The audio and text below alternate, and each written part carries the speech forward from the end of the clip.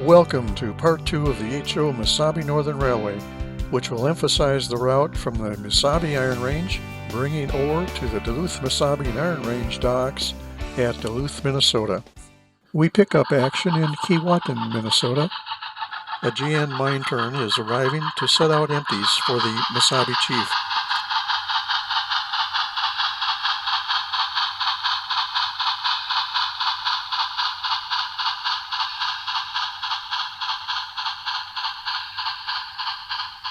A recent project was to hand paint the truck side frames of the entire 1,070 car ore fleet to give them a more homogeneous look of shared service in ore-dusty mine service. Both Great Northern and the Mesabi usually painted their trucks, but not always the wheels. I did paint 170 cars worth of wheels that came with a very unrealistic shiny silver color.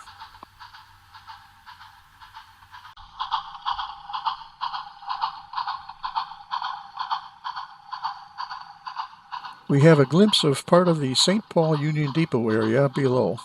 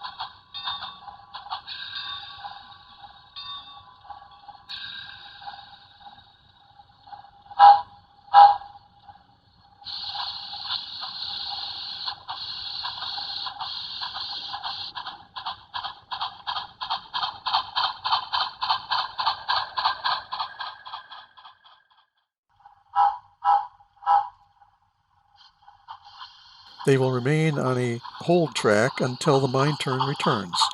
Then the crew will be able to handle the load pickup and spot these empties more efficiently as trailing point moves.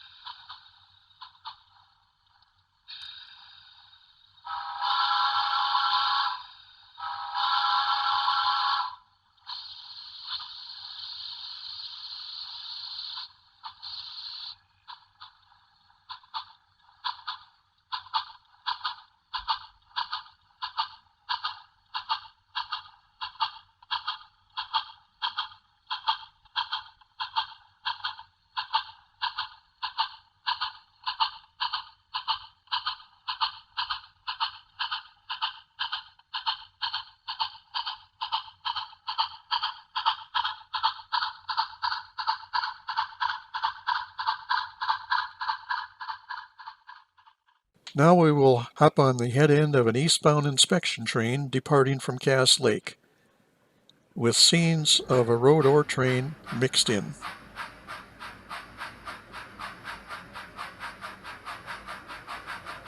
Our first scene is the annual reenactment of the Gold Spike ceremony. On the left is the Canisteo mine.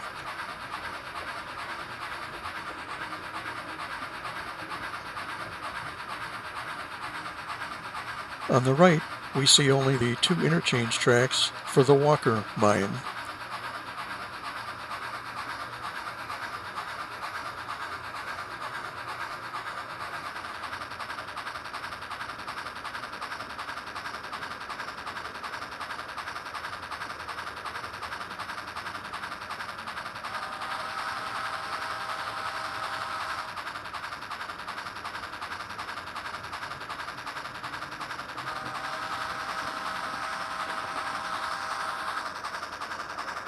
Rolling through Beauvais, we will now have a better view of its engine facility.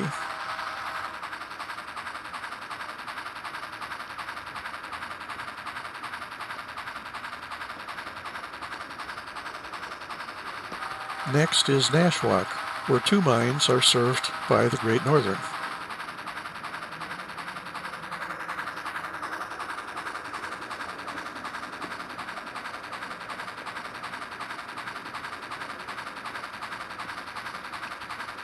The major mines have separate tracks for the empties, so they can be rolled by gravity under the loading tipples. Rounding this curve provides a panorama of the Duluth Harbor area.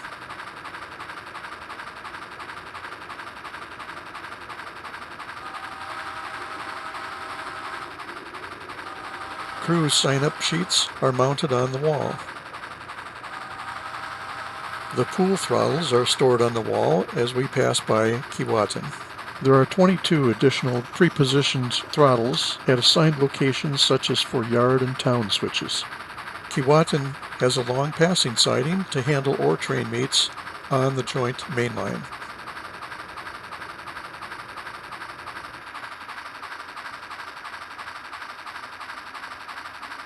As we start past the long body tracks of Kelly Lake, we see another Great Northern mine turn about ready to leave for the mines.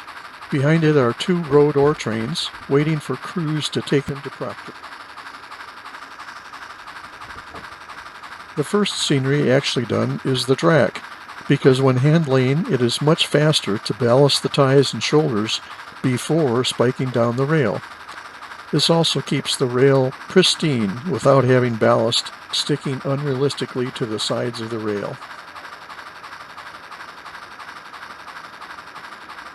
Kelly Lake does not do any classification work since it serves only to stage a supply of empties for mine distribution and build road ore trains.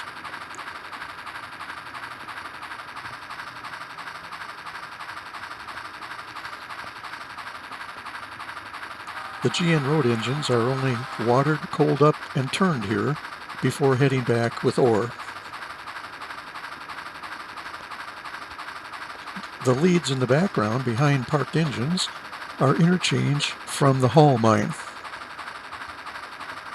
Eastbound this time through Hibbing, we see the west ladder of the yard.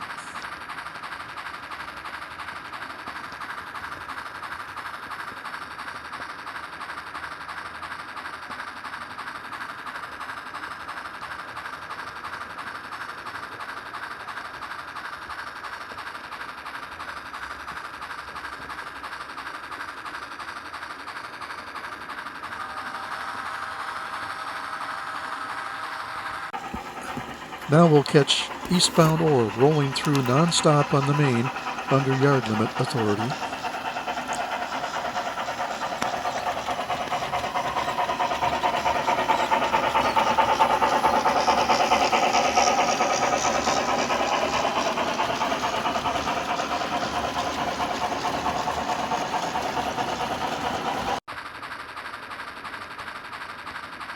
This curve provides a panoramic view of West Duluth, with the dock approaches, Proctor Hill, and the peg yard below.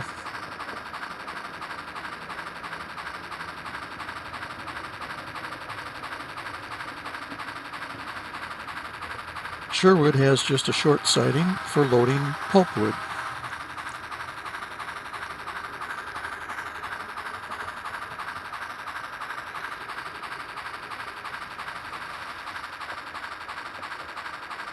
The Mesabi Southern Shea is preparing to take more empty log bunks back up to the camps on Timber Ridge. We see some pulpwood and a boxcar of sawn lumber on the interchange track for the Mesabi local to pick up.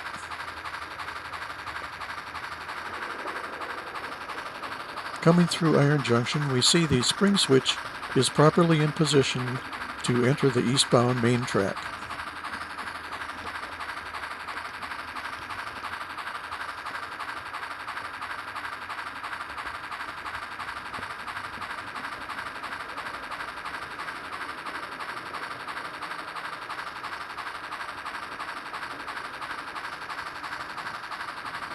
Saginaw is the destination interchange with the Duluth and Northeastern Railroad, taking pulpwood down to the paper mill in Cloquet and returning boxcars of paper.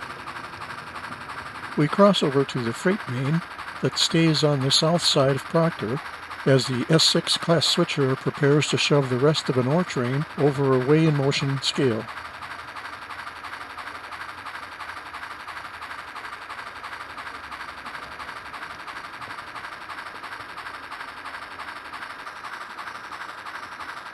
Proctor has a true yardmaster overseeing the priorities of 2 switchers and 1 to 2 dock turns at a time. Passing by Proctor on the freight main, we see 2 cabooses have already been coupled in preparation for dock turns, soon to head for the docks.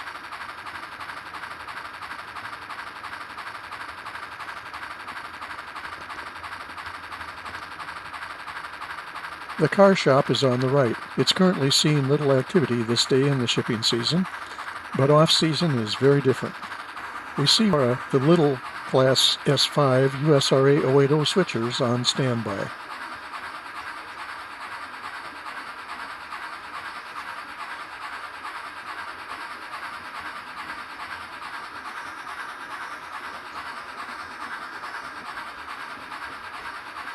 Plans are to include a turntable and representation of the original roundhouse at this end of the yard. It was turned over to the maintenance of way department for maintaining and storing track machinery. To get the yard length needed while maintaining my 4-foot wide aisle standard, I had to build a double slip switch where no railroad would want one as the king switch at the top of a lead.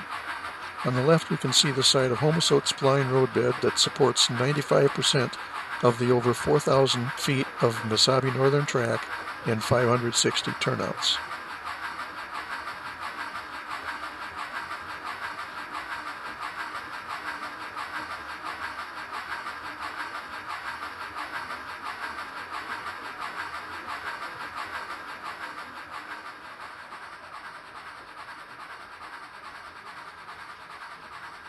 Coming down Proctor Hill, we see the peg yard below.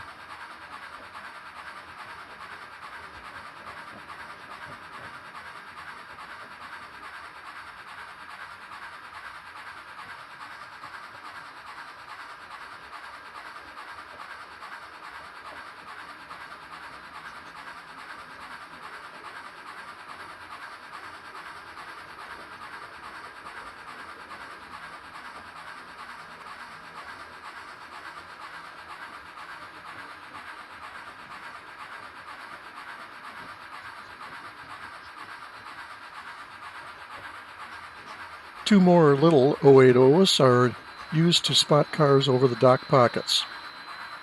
The approaches aren't quite finished, but they are fully operational.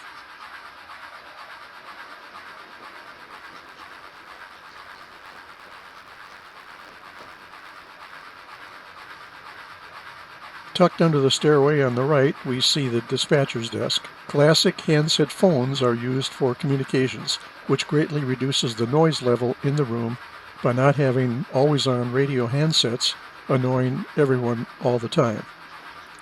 Further noise reduction is accomplished by using flashing LEDs on the fascia when the dispatcher is calling a location.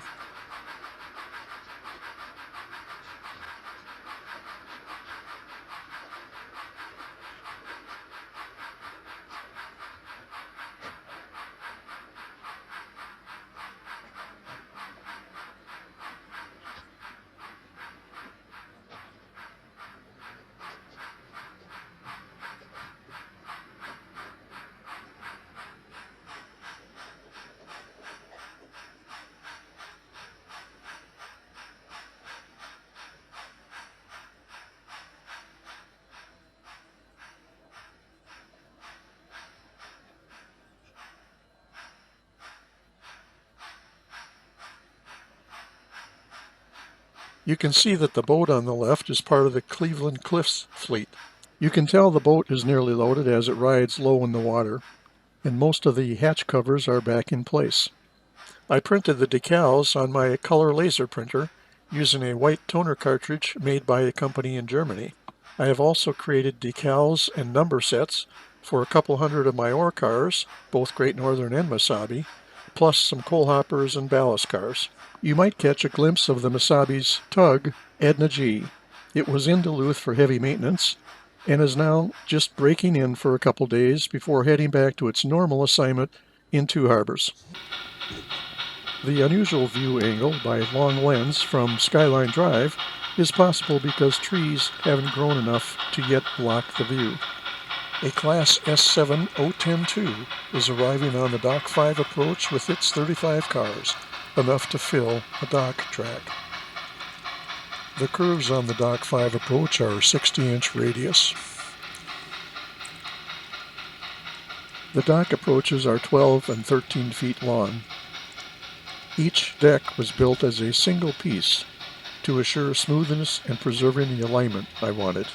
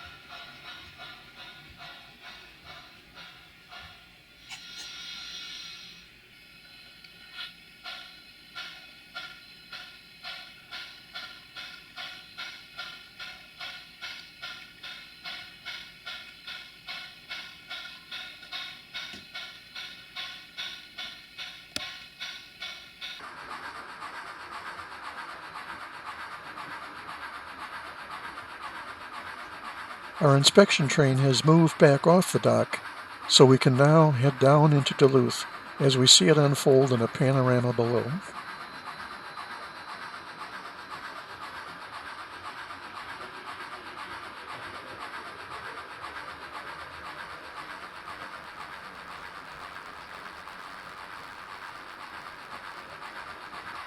This excellent model of the depot at Mesabi Junction was built by Lawrence Schrenk and was featured in the Ore Extra magazine of the Mesabi Railroad Historical Society.